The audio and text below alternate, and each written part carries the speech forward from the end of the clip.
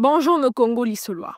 Aujourd'hui, nous abordons un sujet aussi intime que captivant, les vocalisations des femmes pendant les rapports sexuels. Nous avons toutes et tous entendu ces soupirs, ces gémissements, ces cris plus ou moins contenus.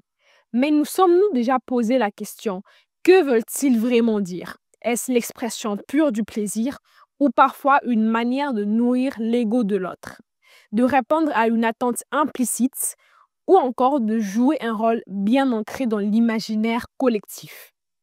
À travers ce nouvel épisode, nous vous invitons à plonger dans une exploration sincère et débarrassée de clichés. Car au fond, nous savons que la sexualité est bien plus complexe et profonde qu'une simple question de gémissement sonore. Une étude récente s'est penchée sur ce qu'on appelle les vocalisations copulatoires, un terme scientifique un peu froid pour parler d'un langage qui, lui, est bruyant d'émotions, de tension et d'authenticité ou de stratégie. Les femmes interrogées, en majorité âgées d'environ 22 ans, sexuellement actives et hétérosexuelles, ont partagé des vérités qu'on entend peu. La majorité d'entre elles a déclaré atteindre l'orgasme principalement par la masturbation, ensuite grâce au sexe oral et enfin la pénétration vaginale arrive en dernière position. Une réalité qui nous pousse à reconsidérer nos idées reçues. Car non, ce n'est pas toujours le rapport classique qui procure le plus de plaisir.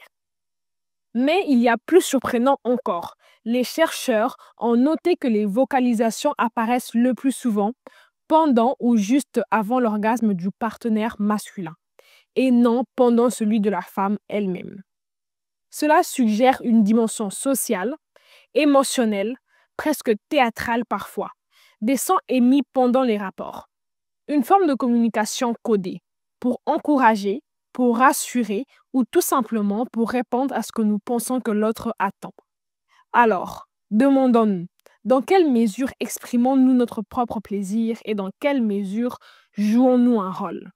Est-ce toujours nous qui parlons à travers ces gémissements ou est-ce notre éducation, nos habitudes culturelles ou même le porno qui a dicté ce que devrait être une femme qui prend son pied?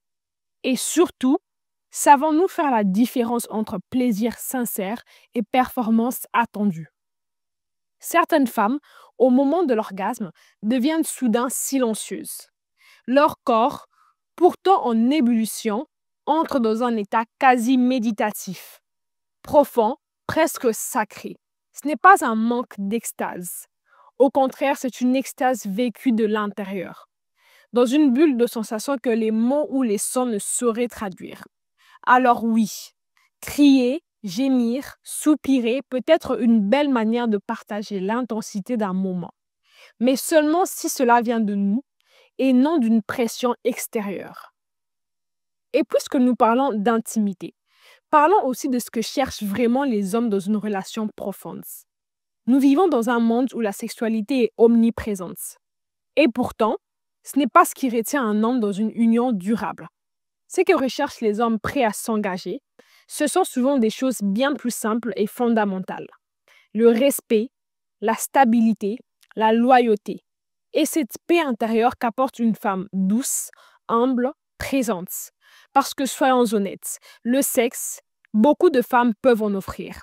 Mais la paix du cœur, le respect profond, l'intelligence émotionnelle, voilà ce qui transforme une relation en sanctuaire et une campagne en trésor rare. Mais dans cette quête d'équilibre, faisons aussi attention aux dérives.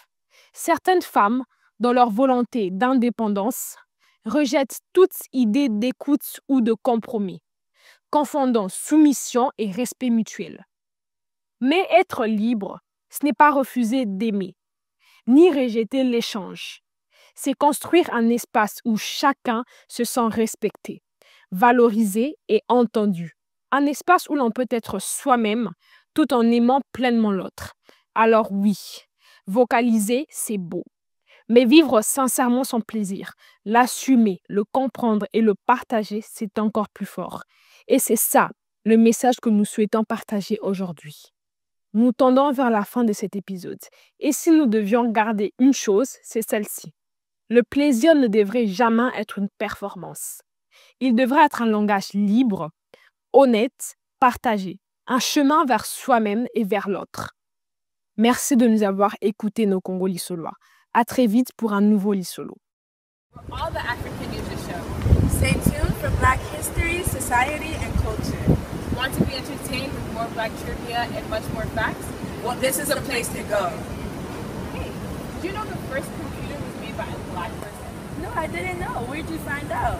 Congo Lissolo, where you can find more information like this and much more.